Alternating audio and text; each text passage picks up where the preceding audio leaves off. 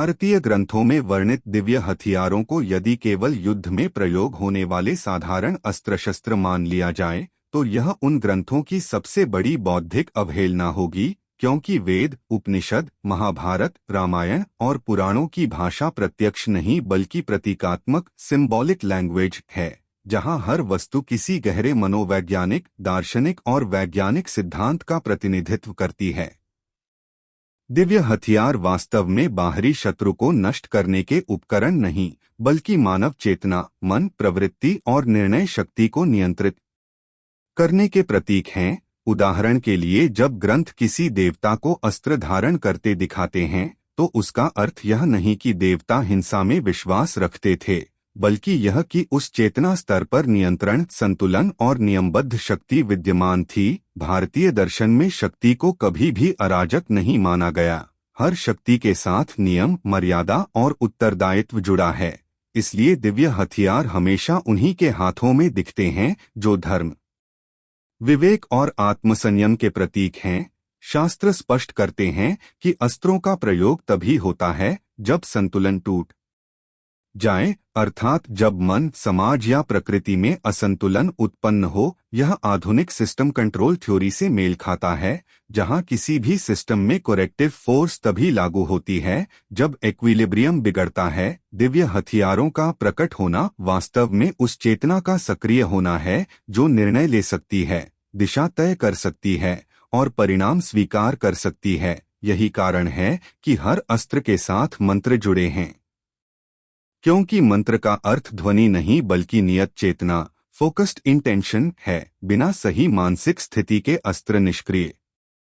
रहता है। यह सिद्धांत आज की न्यूरोसाइंस में भी दिखता है, जहां इंटेंशन और अटेंशन किसी भी एक्शन की गुणवत्ता तय करते हैं। भारतीय ग्रंथों में यह भी बताया गया है कि अस्त्र किसी को विरासत में नहीं मिलते, बल्कि तप, संयम, अनुशासन और ज्ञान से प्राप्त होते हैं, जो यह संकेत देता है कि शक्ति अर्जित की जाती है, जन्म से नहीं मिलती। और यही विचार आधुनिक कॉम्पिटेंस बेस्ड सिस्टम्स का मूल है। दिव्य हथियारों का वापस लौटना, स्वयं नष्ट हो जाना या निष्क्रिय हो जाना इस बात का प्रतीक है कि शक्ति का स्थायी स्वामित्व किसी के पास नहीं होता, वह केवल जिम्मेदारी के साथ अस्थायी रूप से दी जाती है। यदि इन हथियारों को केवल तकनीकी दृष्टि से देखा जाए तो वे ऊर्जा, गति, दिशा और नियंत्रण के सिद्धांतों पर आधारित हैं, लेकिन उनका वास्तविक उद्देश्य बाहरी युद्ध से अधिक आंतरिक नियंत्रण है। इसलिए ग्रंथों में बार बार यह बताया गया है कि सबसे बड़ा युद्ध बाहर नहीं, भीतर होता है, और जो अपने भीतर के अहंकार, क्रोध, लोभ और भय पर नियंत्रण कर लेता है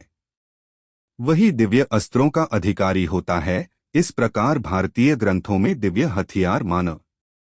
मस्तिष्क के उन उच्चतम क्षमताओं का प्रतीक हैं, जहां बुद्धि, विवेक और अनुशासन मिलकर शक्ति को विनाश नहीं बल्कि संतुलन का माध्यम बनाते हैं। और यही प्रतीकों की असली भाषा है, जिसे समझे बिना ग्रंथों को केवल कथा मान लेना उनके वास्तविक वैज्ञानिक और दार्शनिक उद्देश्य को नकार देना है।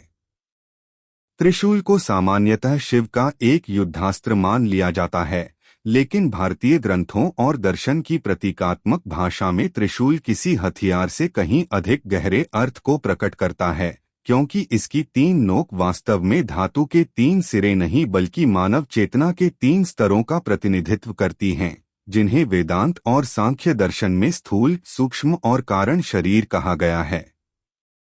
स्थूल स्तर वह है जहां मनुष्य भौतिक संसार को इंद्रियों के माध्यम से अनुभव करता है। सूक्ष्म स्तर वह है जहां विचार, भावनाएं, स्मृति, अहंकार और निर्णय जन्म लेते हैं। और कारण स्तर वह है जहां अचेतन संस्कार, प्रवृत्तियां और मूल प्रेरणाएं छिपी रहती हैं। और त्रिशूल का संकेत यह है कि जब तक मनुष्य इन तीनों स्तरों पर संतुलन स्थापित नहीं करता, तब तक वह वास्तविक अर्थों में चेतन नहीं बन सकता। शिव को त्रिशूलधारी इसलिए कहा गया है क्योंकि शिव किसी व्यक्ति या देवता से अधिक उस चेतना अवस्था का प्रतीक हैं जहां यह तीनों स्तर नियंत्रण में होते हैं, अर्थात जहां न भौतिक सुख हावी होता है, न भावनात्मक अराजकता और न ही अचेतन इच्छाएं व्यक्ति को संचालित करती हैं। त्रिशूल को त्रिगुण सत्व, रजस और तमस से भी जोड़ा गया है, जो आधुनिक मनोविज्ञान में मोटिवेशन, एक्शन और इनर्शिया के रूप में देखे जा सकते हैं। और त्रिशूल यह दर्शाता है कि चेतन व्यक्ति वह है जो इन तीनों गुणों का स्वामी हो, उनका दास नहीं। शिव के हाथ में त्रिशूल का होना यह नहीं दर्शाता कि वे विनाश के पक्षधर हैं, बल्कि यह दर्शाता है कि वे इन गुणों और स्तरों को आवश्यकता अनुसार नियंत्रित करने की क्षमता रखते हैं। ठीक उसी प्रकार जैसे एक संतुलित मस्तिष्क परिस्थिति के अनुसार सक्रिय, शांत या निष्क्रिय हो सकता है, त्रिशूल का मध्य भाग सबसे लंबा और सीधा दिखाया जाता है, जो विवेक और संतुलन का प्रतीक है, जबकि दोनों ओर की नोकें अति और न्यूनता का संकेत देती हैं। यह हमें बताता है कि चेतना का सही मार्ग एक्सट्रीम्स में नहीं बल्कि मध्य में होता है, जिसे भारतीय दर्शन में मध्यम मार्ग कहा गया है। यदि त्रिशूल को वैज्ञानिक दृष्टि से देखें तो यह डिसीजन मेकिंग फ्रेमवर्क जैसा है, जहां इनपुट, प्रोसेसिंग और आउटपुट तीनों एक साथ नियंत्रित हों तभी सिस्टम स्थिर रहता है, अन्यथा असंतुलन उत्पन्न होता है। शिव का त्रिशूल उठाना वास्तव में उस क्षण का प्रतीक है जब चेतना अज्ञान, भ्रम और अहंकार को काटने के लिए सक्रिय होती है। इसलिए त्रिशूल का प्रयोग बहुत सीमित और निर्णायक क्षणों में ही दिखाया गया है। यह भी उल्लेखनीय है कि त्रिशूल कभी भी अकारण नहीं उठाया जाता, क्योंकि शक्ति का अनियंत्रित प्रयोग चेतना को नीचे गिराता है, ऊपर नहीं उठाता। इस प्रकार त्रिशूल का वास्तविक रहस्य यह है कि वह बाहरी शत्रुओं को मारने का उपकरण नहीं बल्कि भीतर की अव्यवस्था, भ्रम और असंतुलन को समाप्त करने का प्रतीक है। और भारतीय ग्रंथों में यह हमें यह सिखाता है कि जब मनुष्य अपने शरीर, मन और चेतना इन तीनों स्तरों पर नियंत्रण स्थापित कर लेता है, तभी वह शिव तत्व के निकट पहुंचता है। अन्यथा त्रिशूल केवल एक आकृति रह जाता है, अर्थ नहीं बन पाता।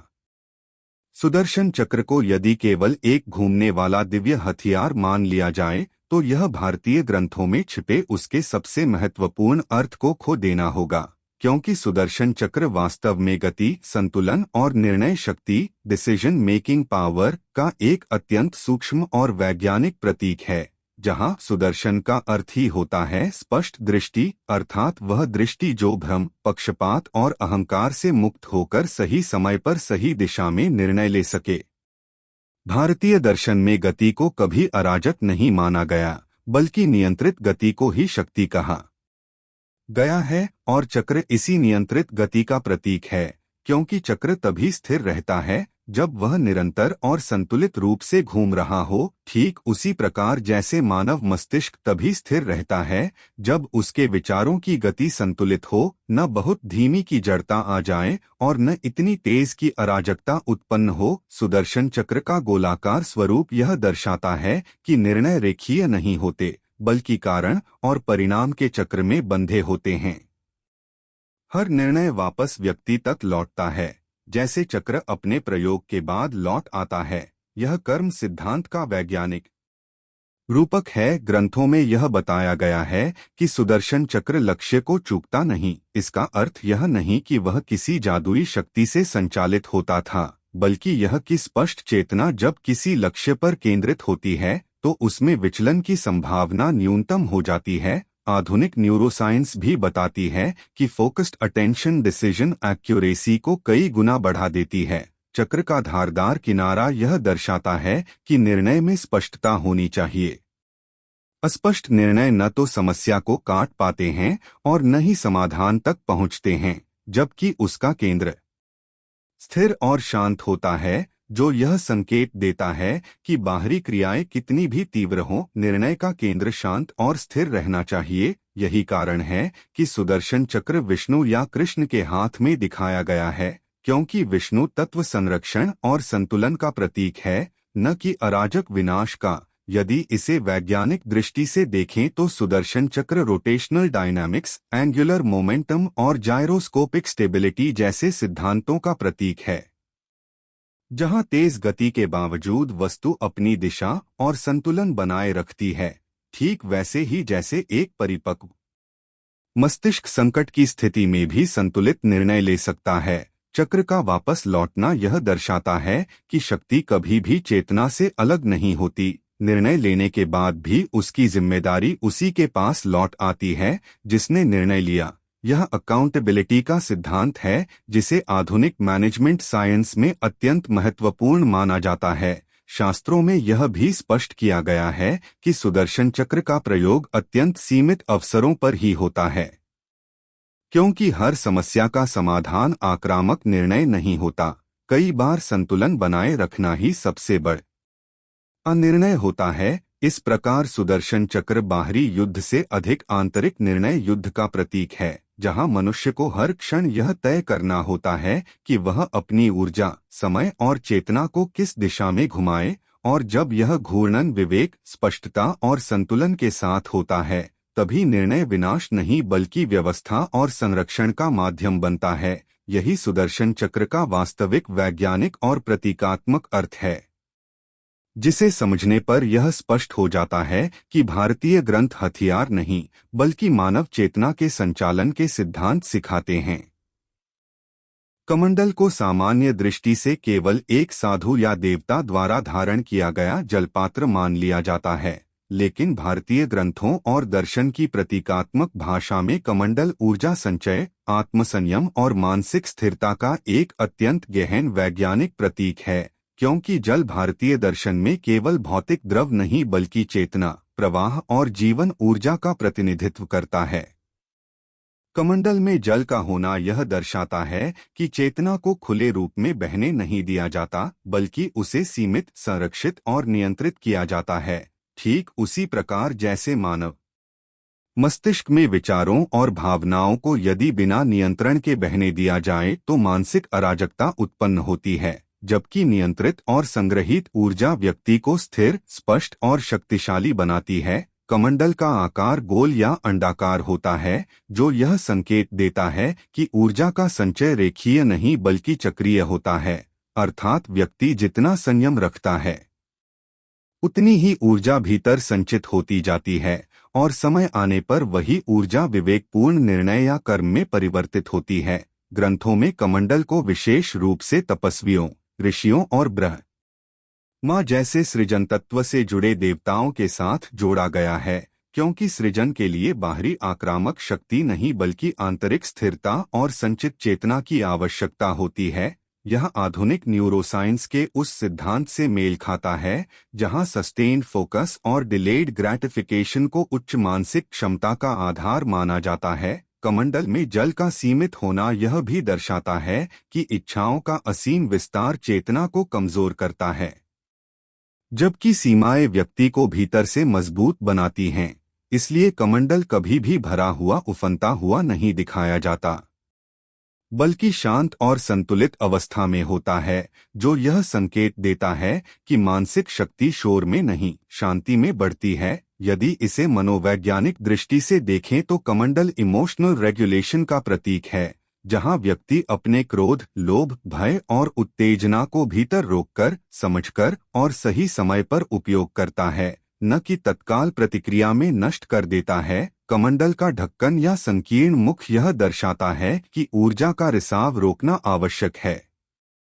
ठीक उसी प्रकार जैसे आज के समय में निरंतर सूचना, उत्तेजना और ध्यान विचलन मानसिक ऊर्जा को नष्ट कर देते हैं, जबकि प्राचीन दर्शन संयम और सीमित इनपुट पर बल देता है। यह कोई संयोग नहीं है कि कमंडल धारक पात्र अक्सर न्यूनतम वस्त्र, न्यूनतम साधन और न्यूनतम इच्छाओं के साथ दिखाए जाते हैं, क्योंकि कम वस्तुओं में जीना मानसिक बोझ को कम करता है और ऊर्जा संचय को बढ़ाता है, जिसे आज कॉग्निटिव लोड थ्योरी में स्वीकार किया गया है। वैज्ञानिक दृष्टि से देखें तो कमंडल होमियोस्टेसिस का प्रतीक है, जहां किसी भी प्रणाली को स्थिर रखने के लिए ऊर्जा का संतुलित संचय और नियंत्रित उपयोग आवश्यक होता है, और यही सिद्धांत मानव मस्तिष्क पर भी लागू होता है। इस प्रकार कमंडल बाहरी शक्ति प्रदर्शन का प्रतीक नहीं बल्कि आंतरिक शक्ति संरक्षण का संकेत है, जो यह सिखाता है कि वास्तविक सामर्थ्य शोर, प्रदर्शन या आक्रामकता में नहीं बल्कि संयम, धैर्य और मानसिक स्थिरता में निहित है। और जब मनुष्य अपनी ऊर्जा को इस प्रकार संचित और नियंत्रित कर लेता है, तब वह बिना किसी हथियार के भी सबसे जटिल परिस्थितियों का सामना कर सकता है। यही कारण है कि भारतीय ग्रंथों में कमंडल को हथियारों से अधिक महत्वपूर्ण प्रतीक माना गया है, क्योंकि यह उस चेतना की अवस्था को दर्शाता है जहां व्यक्ति स्वयं पर विजय प्राप्त कर चुका होता है, और यही आत्मसंयम का वास्तविक विज्ञान है। धनुष और बाण को भारतीय ग्रंथों में यदि केवल युद्ध के उपकरण के रूप में देखा जाए तो उनके प्रतीकात्मक और वैज्ञानिक अर्थ की सबसे गहरी परत छूट जाती है, क्योंकि धनुष बाण वास्तव में लक्ष्य निर्धारण, एकाग्रता और कॉज इफेक्ट, कारण परिणाम के सिद्धांत का अत्यंत सटीक प्रतीक हैं। धनुष स्वयं में कोई आक्रामक शक्ति नहीं रखता, उसकी शक्ति तभी सक्रिय होती है जब बाण को खींचा जाता है, और यह खिंचाव उस मानसिक तनाव, तैयारी और अनुशासन का प्रतीक है जो किसी भी लक्ष्य को प्राप्त करने से पहले आवश्यक होता है, अर्थात बिना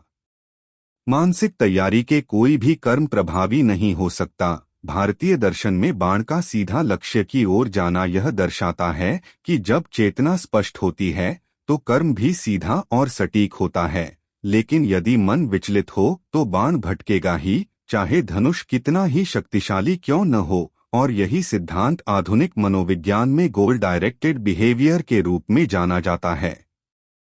धनुष को खींचने की प्रक्रिया यह बताती है कि हर परिणाम से पहले कारण का संचय आवश्यक है। जितना अधिक संयम, अभ्यास और नियंत्रण, उतना ही सशक्त परिणाम। इसलिए ग्रंथों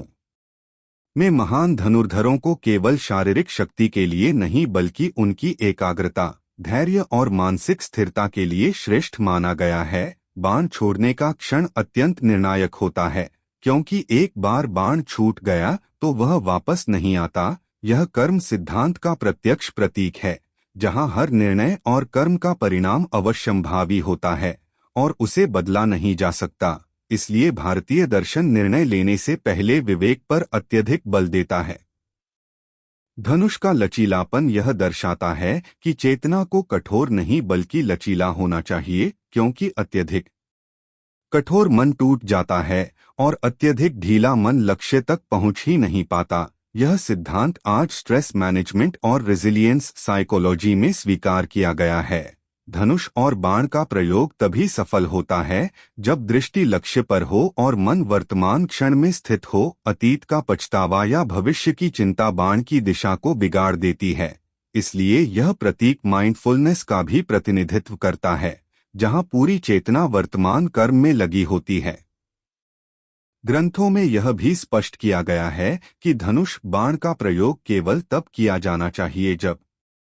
लक्ष्य धर्मसंगत हो, क्योंकि गलत उद्देश्य के लिए सही साधन भी विनाशकारी बन जाते हैं। यह आधुनिक एथिक्स और मोरल साइकोलॉजी का मूल सिद्धांत है। वैज्ञानिक दृष्टि से देखें तो धनुष पोटेंशियल एनर्जी और किनेटिक एनर्जी के रूपांतरण का प्रतीक है, जहां संचित ऊर्जा सही समय पर मुक्त होकर कार्य करती है। ठीक उसी प्रकार जैसे मानव मस्तिष्क में संचित ज्ञान और अनुभव सही अवसर पर निर्णय बनकर बाहर आते हैं। धनुष और बाण की जोड़ी यह भी सिखाती है कि केवल लक्ष्य देखना पर्याप्त नहीं, बल्कि स्वयं को भी उसी दिशा में संरेखित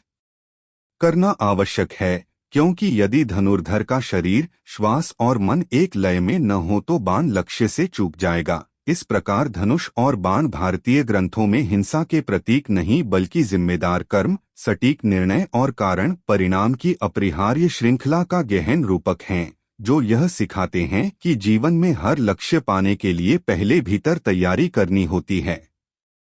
हर कर्म सोच समझकर करना होता है और हर परिणाम की जिम्मेदारी स्वीकार करनी होती है। और जब मनुष्य इस सिद्धांत को समझ लेता है, तब उसका प्रत्येक कर्म एक साधारण क्रिया नहीं बल्कि एक सचेत, संतुलित और अर्थपूर्ण बाण बन जाता है, जो लक्ष्य तक पहुंचकर ही शांत होता है। भारतीय ग्रंथों में देवताओं के वाहनों को यदि केवल पौराणिक कल्पना या सजावटी प्रतीक मान लिया जाए तो यह उन ग्रंथों की गूढ़ मनोवैज्ञानिक और दार्शनिक भाषा को पूरी तरह न समझ पाने का संकेत है, क्योंकि प्रत्येक देवता का वाहन वास्तव में मानसिक प्रवृत्ति, ऊर्जा की दिशा और शक्ति के संचालन का प्रतीक है। न कि कोई साधारण पशु या पक्षी। भारतीय दर्शन में यह स्पष्ट रूप से स्वीकार किया गया है कि चेतना अकेली कार्य नहीं कर सकती। उसे किसी न किसी प्रवृत्ति, माध्यम या वाहक की आवश्यकता होती है, और वही माध्यम देवताओं के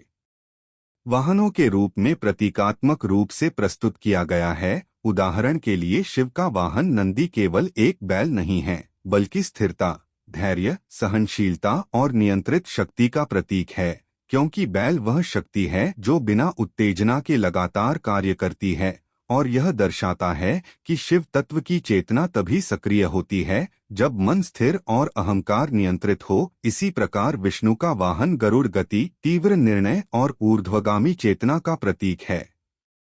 क्योंकि गरुड़ भूमि से नहीं बंधा, वह आकाश में उड़ता है। यह उस मानसिक अवस्था को दर्शाता है जहां चेतना भय, मोह और जड़ता से ऊपर उठकर त्वरित और स्पष्ट निर्णय लेती है। ब्रह्मा का वाहन हंस विवेक और सूक्ष्म भेद करने की क्षमता का प्रतीक है, क्योंकि हंस को प्रतीकात्मक रूप से दूध और पानी को अलग करने की क्षमता वाला माना गया है, जो यह दर्शाता है कि सृजन की प्रक्रिया में सबसे आवश्यक गुण विवेक और सूक्ष्म निर्णय शक्ति होती है। गणेश का वाहन मूषक बहुत गहरे मनोवैज्ञानिक अर्थ रखता है, क्योंकि मूषक इच्छाओं, असंतोष और चंचलता का प्रतीक है, और गणेश का उस पर सवार होना यह दर्शाता है कि जब बुद्धि और विवेक जागृत होते हैं तो सबसे अस्थिर इच्छाएं भी नियंत्रण में आ सकती हैं। दुर्गा का सिंह या व्याघ्र आक्रामक ऊर्जा, साहस और निर्भीकता का प्रतीक है, लेकिन देवी का उस पर पूर्ण नियंत्रण यह स्पष्ट करता है कि शक्ति तभी कल्याणकारी होती है जब वह विवेक के अधीन हो, अन्यथा वही शक्ति विनाशकारी बन जाती है। लक्ष्मी का वाहन उल्लू अंधकार में देखने की क्षमता और सावधानी का प्रतीक है, जो यह सिखाता है कि समृद्धि केवल बाहरी चमक से नहीं आती,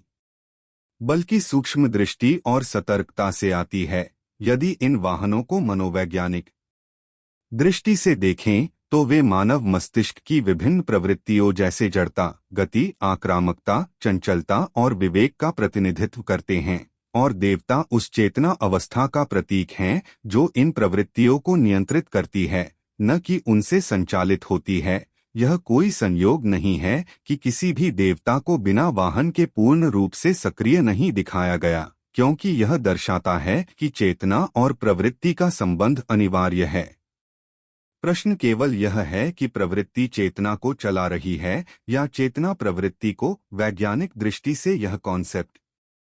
एग्जीक्यूटिव कंट्रोल और इम्पल्स रेगुलेशन से मेल खाता है, जहां मस्तिष्क का उच्च भाग निचली प्रवृत्तियों को नियंत्रित करता है। इस प्रकार देवताओं के वाहन यह सिखाते हैं कि मानव जीवन में भी प्रत्येक व्यक्ति किसी न किसी मानसिक वाहन पर सवार है, कोई इच्छा पर, कोई भय पर, कोई विवेक पर, और वास्तविक विकास तब होता है जब व्यक्ति अपनी प्रवृत्तियों को पहचानकर उन पर सवार होना सीख ले, न कि उनके पीछे घसीटता चले। और यही कारण है कि भारतीय ग्रंथों में वाहनों का चयन आकस्मिक नहीं बल्कि अत्यंत वैज्ञानिक, प्रतीकात्मक और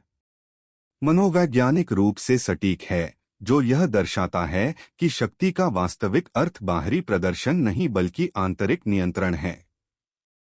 नंदी, गरुड़ और हंस को भारतीय ग्रंथों में यदि केवल देवताओं के वाहनों के रूप में देखा जाए तो यह उनके सबसे गहरे प्रतीकात्मक और वैज्ञानिक अर्थ को न समझ पाने का संकेत है, क्योंकि ये तीनों वाहन वास्तव में गति, विवेक और चेतना के तीन अलग अलग स्तरों का प्रतिनिधित्व करते हैं, जो मानव मस्तिष्क और मानसिक विकास की क्रमिक अवस्थाओं को दर्शाते हैं। नंदी, जो शिव का वाहन है, स्थिरता, धैर्य और नियंत्रित शक्ति का प्रतीक है,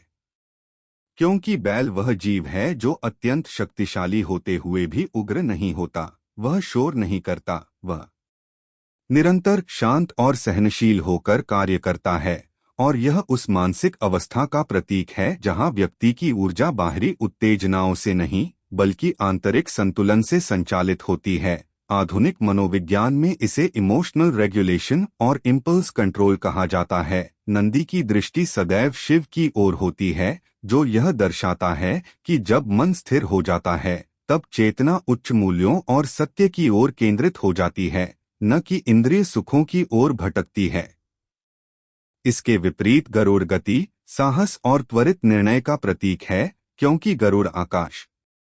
में उड़ता है, वह सीमाओं से बंधा नहीं होता, वह ऊपर से देखता है, जिससे उसे व्यापक दृष्टि प्राप्त होती है, और यही उस चेतना अवस्था को दर्शाता है जहां व्यक्ति भय, मोह और संकीर्ण सोच से ऊपर उठकर तेज और स्पष्ट निर्णय लेने में सक्षम होता है, जिसे आज स्ट्रैटेजिक थिंकिंग और कॉग्निटिव क्लैरिटी के रूप में पहचाना जाता है। गरुड़ का विष्णु का वाहन होना यह संकेत देता है कि संरक्षण और व्यवस्था बनाए रखने के लिए केवल स्थिरता ही नहीं,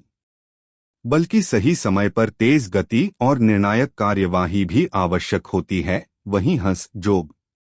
ब्रह्मा और सरस्वती से जुड़ा है, विवेक, सूक्ष्म भेद बुद्धि और उच्चतम चेतना का प्रतीक है, क्योंकि हंस को प्रतीकात्मक रूप से विवेकशील माना गया है, जो सार और असार में भेद कर सकता है, और यह उस मानसिक अवस्था का प्रतिनिधित्व करता है जहां व्यक्ति केवल कर्म या गति तक सीमित नहीं रहता, बल्कि कारण, परिणाम और सत्य के मूल सिद्धांतों को समझने लगता है, जिसे दर्शन में डिस्क्रिमिनेशन और आधुनिक विज्ञान में मेटाकॉग्निशन कहा जाता है। हंस का शांत जल पर तैरना यह दर्शाता है कि उच्च चेतना बाहरी हलचलों से प्रभावित नहीं होती, वह परिस्थितियों के ऊपर रहकर उन्हें देखती और समझती है। यदि इन तीनों को एक क्रम में देखें तो नंदी स्थिर आधार है, गरुड़ सक्रिय गति है और हंस सूक्ष्म विवेक है, अर्थात मानसिक विकास पहले स्थिरता, फिर सही दिशा में गति और अंततः विवेकपूर्ण चेतना की ओर बढ़ता है। यह कोई संयोग नहीं है कि भारतीय ग्रंथ इन तीनों को अलग अलग देवतत्वों से जोड़ते हैं, क्योंकि प्रत्येक स्तर का अपना कार्य और महत्व है, और किसी एक को छोड़कर पूर्ण विकास संभव नहीं। वैज्ञानिक दृष्टि से यह मानव मस्तिष्क के विकासक्रम से मेल खाता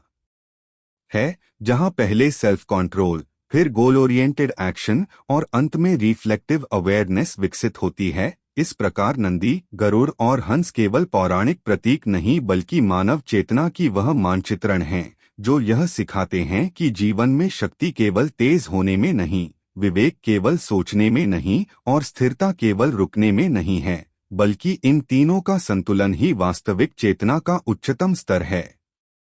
और यही संतुलन भारतीय ग्रंथों में देवताओं के वाहनों के माध्यम से अत्यंत वैज्ञानिक और प्रतीकात्मक ढंग से प्रस्तुत किया गया है। भारतीय दर्शन में शिव, विष्णु और ब्रह्मा को केवल देवता नहीं बल्कि ब्रह्मांड की तीन मूलभूत प्रक्रियाओं सृजन, क्रिएशन, संरक्षण, प्रेजर्वेशन और संहार, परिवर्तन, डिस्ट्रक्शन का गहन वैज्ञानिक और मनोवैज्ञानिक प्रतीक माना गया है, जहां ब्रह्मा उस चेतन शक्ति का प्रतिनिधित्व करते हैं जो विचार, कल्पना और संरचना को जन्म देती है, ठीक वैसे ही जैसे मानव मस्तिष्क में नया विचार न्यूरॉन्स के नेटवर्क से उत्पन्न होता है। ब्रह्मा के चार मुख केवल दिशाओं का संकेत नहीं बल्कि बहुआयामी सोच, मल्टी-थ्रेडेड प्रोसेसिंग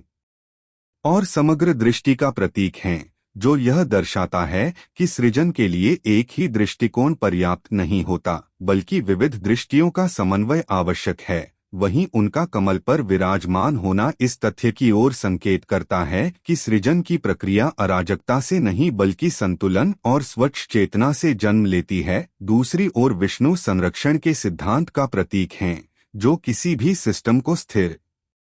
कार्यशील और दीर्घकालिक बनाए रखने के लिए आवश्यक होता है। विज्ञान में इसे होमियोस्टेसिस कहा जाता है, जैसे मानव शरीर तापमान, रक्तचाप और ऊर्जा स्तर को नियंत्रित रखता है, और विष्णु का शेषनाग पर शयन करना इस गहरे सत्य को दर्शाता है कि संरक्षण हमेशा संभावित अराजकता, केओस के ऊपर संतुलन साधकर किया जाता है। शेषनाग की कुंडलित अवस्था ऊर्जा के भंडारण और नियंत्रित उपयोग का संकेत देती है, जबकि विष्णु के चार हाथों में शंख, चक्र, गदा और पद्म क्रमशः ध्वनितरंग, वाइब्रेशन, गति और निर्णय, शक्ति और अनुशासन तथा चेतन शुद्धता के प्रतीक हैं, जो मिलकर यह बताते हैं कि किसी भी व्यवस्था को बनाए रखने के लिए संचार, त्वरित निर्णय, अनुशासन और नैतिक आधार अनिवार्य है। इसके विपरीत शिव को अक्सर केवल संहार का देवता समझ लिया जाता है, जबकि वे वास्तव में परिवर्तन और रीसेट की वैज्ञानिक अवधारणा के प्रतीक हैं, क्योंकि प्रकृति में कोई भी प्रणाली बिना पुराने ढांचे को तोड़े नए स्तर पर विकसित नहीं हो सकती, और शिव का तांडव इसी निरंतर परिवर्तन की प्रक्रिया को दर्शाता है, जहां ऊर्जा का तीव्र विस्फोट पुराने पैटर्न को नष्ट कर नए संतुलन की राह बनाता है। उनका त्रिनेत्र जागरूकता के उस स्तर का प्रतीक है जो भूत, वर्तमान और भविष्य को एक साथ देखने की क्षमता रखता है। आज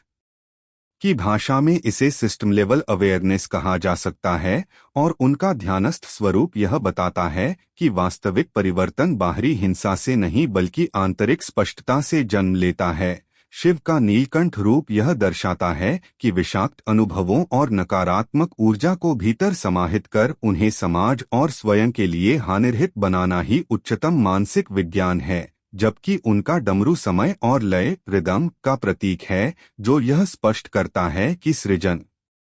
संरक्षण और संहार कोई अलग अलग घटनाएं नहीं बल्कि एक ही चक्र के चरण हैं। यदि इस त्रिदेव सिद्धांत को आधुनिक विज्ञान से जोड़ा जाए तो ब्रह्मा इनोवेशन और डिजाइन थिंकिंग का प्रतिनिधित्व करते हैं, विष्णु सिस्टम मेंटेनेंस और सस्टेनेबिलिटी का, और शिव डिसरप्शन, अपडेट और इवोल्यूशन का। और यही कारण है कि भारतीय दर्शन में इन्हें अलग अलग देवता नहीं बल्कि एक ही ब्रह्मांडीय प्रक्रिया के अनिवार्य हिस्से माना गया है, क्योंकि बिना सृजन के कुछ भी अस्तित्व में नहीं आ सकता, बिना संरक्षण के कुछ भी टिक नहीं सकता, और बिना संहार के कुछ भी विकसित नहीं हो सकता। इस दृष्टि से शिव, विष्णु और ब्रह्मा मानव जीवन, समाज, तकनीक और प्रकृति हर स्तर पर लागू होने वाला एक सार्वभौमिक वैज्ञानिक मॉडल प्रस्तुत करते हैं, जो यह सिखाता है कि संतुलित जीवन वही है जो नए विचारों को जन्म दे, उन्हें जिम्मेदारी से बनाए रखे और समय आने पर निर्भीकता से पुराने को छोड़कर नए को अपनाए, क्योंकि यही ब्रह्मांड का शाश्वत नियम है और यही त्रिदेव के प्रतीकों का वास्तविक विज्ञान। यह प्रश्न कि क्या वैदिक प्रतीक केवल धार्मिक कल्पनाएं थीं या किसी उन्नत तकनीकी और वैज्ञानिक समझ का सांकेतिक रूप, आज के समय में इसलिए अधिक प्रासंगिक हो जाता है क्योंकि आधुनिक विज्ञान जिन सिद्धांतों को धीरे धीरे खोज रहा है, उनके बीज हजारों वर्ष पहले वैदिक प्रतीकों में छिपे हुए दिखाई देते हैं, जहां ऋषियों ने तकनीक को मशीन के रूप में नहीं बल्कि चेतना, प्रकृति और ऊर्जा के नियमों के रूप में समझा। उदाहरण के लिए यदि हम सुदर्शन चक्र को देखें तो वह केवल एक हथियार नहीं बल्कि नियंत्रित घूर्णन, कंट्रोल, रोटेशन, एंगल्ड मोमेंटम और लक्ष्य निर्देशित ऊर्जा का प्रतीक है, जो आज के जायरोस्कोप, मिसाइल गाइडेंस सिस्टम और ड्रोन स्टेबिलाइजेशन टेक्नोलॉजी से सीधा मेल खाता है। इसी प्रकार त्रिशूल को केवल अस्त्र मानना उसकी गहराई को कम कर देना होगा, क्योंकि उसके तीन शूल ऊर्जा के तीन मूल रूप सृजन, संरक्षण और परिवर्तन या आधुनिक भाषा में इनपुट, प्रोसेस और आउटपुट का प्रतिनिधित्व करते हैं, जो हर तकनीकी सिस्टम की मूल संरचना है। वैदिक प्रतीकों की सबसे बड़ी विशेषता यह है कि वे हार्डवेयर नहीं बल्कि सिद्धांत, प्रिंसिपल्स को दर्शाते हैं, क्योंकि प्राचीन ऋषि यह जानते थे कि मशीन समय के साथ नष्ट हो सकती है लेकिन सिद्धांत शाश्वत होते हैं, और यही कारण है कि अग्नि को देवता कहा गया, जबकि वह वास्तव में ऊर्जा रूपांतरण, एनर्जी ट्रांसफॉर्मेशन का प्रतीक है। आज की थर्मल, इलेक्ट्रिकल और न्यूक्लियर एनर्जी उसी मूल सिद्धांत पर आधारित है कि ऊर्जा नष्ट नहीं होती बल्कि रूप बदलती है। इसी तरह इंद्र का वज्र केवल बिजली गिराने का हथियार नहीं बल्कि उच्च ऊर्जा डिस्चार्ज, प्लाज्मा और इलेक्ट्रिकल फोर्स का संकेत देता है, जिसे आज हम lightning technology, high voltage system और इलेक्ट्रोमैग्नेटिक वेपनरी में देखते हैं। यदि हम ब्रह्मास्त्र जैसे अस्त्रों की बात करें तो उन्हें शाब्दिक रूप से परमाणु बम कहना ऐतिहासिक बहस का विषय हो सकता है, लेकिन प्रतीकात्मक स्तर पर वे यह स्पष्ट करते हैं कि प्राचीन समाज ऊर्जा के अत्यधिक सघन और विनाशकारी रूपों से परिचित था और उससे जुड़े नैतिक नियंत्रण को भी उतना ही महत्वपूर्ण मानता था, क्योंकि हर अस्त्र के साथ धर्म, मर्यादा और चेतावनी जुड़ी हुई थी, जो आज के न्यूक्लियर डिटरेंस और एथिकल साइंस की अवधारणा से मेल खाती है। वैदिक विमानों का वर्णन यदि तकनीकी ड्राइंग नहीं भी था, तो वे यह संकेत अवश्य देते हैं कि मनुष्य आकाश, गति और आयामों के बारे में केवल कल्पना नहीं बल्कि गणितीय और भौतिक स्तर पर सोच रहा था, जहां मन, ध्वनि और ऊर्जा को यात्रा का माध्यम माना गया, जो आज के quantum physics, wave particle duality और स्पेसटाइम कॉन्सेप्ट से आश्चर्यजनक समानता रखता है। सबसे महत्वपूर्ण बात यह है कि वैदिक प्रतीकों में तकनीक को मानव चेतना से अलग नहीं किया गया, जैसे आज की आधुनिक तकनीक में मशीन और मनुष्य के बीच दूरी बढ़ती जा रही है, जबकि वैदिक दृष्टि में यंत्र, मंत्र और तंत्र एक ही श्रृंखला के 3 चरण थे: यंत्र संरचना, मंत्र सूचना और तंत्र संचालन प्रणाली, जो आधुनिक कंप्यूटर साइंस में हार्डवेयर, सॉफ्टवेयर और ऑपरेटिंग सिस्टम के समान हैं। इस संदर्भ में यह कहना अधिक सटीक होगा कि वैदिक प्रतीक सीधे सीधे स्क्रूड्राइवर या रॉकेट नहीं थे, बल्कि वे उन सार्वभौमिक वैज्ञानिक नियमों के विजुअल मॉडल थे जिन पर हर युग की तकनीक आधारित होती है। और यही कारण है कि जैसे जैसे आधुनिक विज्ञान चेतना, ऊर्जा और ब्रह्मांड की सूक्ष्म संरचना को समझने की दिशा में आगे बढ़ रहा है, वैसे वैसे वैदिक प्रतीक धार्मिक कथाओं से निकलकर गहरे वैज्ञानिक और दार्शनिक विमर्श का विषय बनते जा रहे हैं, यह संकेत देते हुए कि प्राचीन भारत ने तकनीक को बाहरी शक्ति नहीं बल्कि आंतरिक समझ और संतुलन के विस्तार के रूप में देखा था। और शायद यही वह अंतर है जो वैदिक विज्ञान को केवल अतीत की स्मृति नहीं बल्कि भविष्य की दिशा भी बना देता है। आज का मानव वैदिक और पौराणिक प्रतीकों को इसलिए नहीं समझ पाता क्योंकि उसकी सोच वस्तु केंद्रित हो चुकी है, जबकि प्राचीन प्रतीक अर्थ केंद्रित थे। और यही आधुनिक बौद्धिक दृष्टि की सबसे बड़ी भूल है। हम हर चीज को या तो शाब्दिक रूप में लेने के आदी हो गए हैं या फिर उसे पूरी तरह कल्पना कहकर खारिज कर देते हैं, जबकि प्रतीकों की भाषा न तो सीधी होती है और न ही सतही, बल्कि वह बहुस्तरीय होती है। एक ही प्रतीक आध्यात्मिक, मनोवैज्ञानिक, सामाजिक और वैज्ञानिक स्तर पर अलग अलग अर्थ देता है, पर आधुनिक शिक्षा प्रणाली हमें केवल तथ्य याद करना सिखाती है, अर्थ निकालना नहीं। उदाहरण के लिए, जब ग्रंथों में कहा गया कि देवता आकाश में उड़ते थे, तो आधुनिक मस्तिष्क तुरंत उसे या तो हवाई जहाज मान लेता है या फिर पूरी कथा को मिथक घोषित कर देता है, जबकि प्राचीन संदर्भ में आकाश केवल भौतिक आकाश नहीं बल्कि चेतना का वह स्तर भी था जहां विचार, ऊर्जा और गति एक साथ कार्य करते हैं। आज हम प्रतीकों को इसलिए भी नहीं समझ पाते क्योंकि हमने विज्ञान और आध्यात्म को 2 अलग अलग खांचों में बांट दिया है, जबकि वैदिक दृष्टि में दोनों एक ही सत्य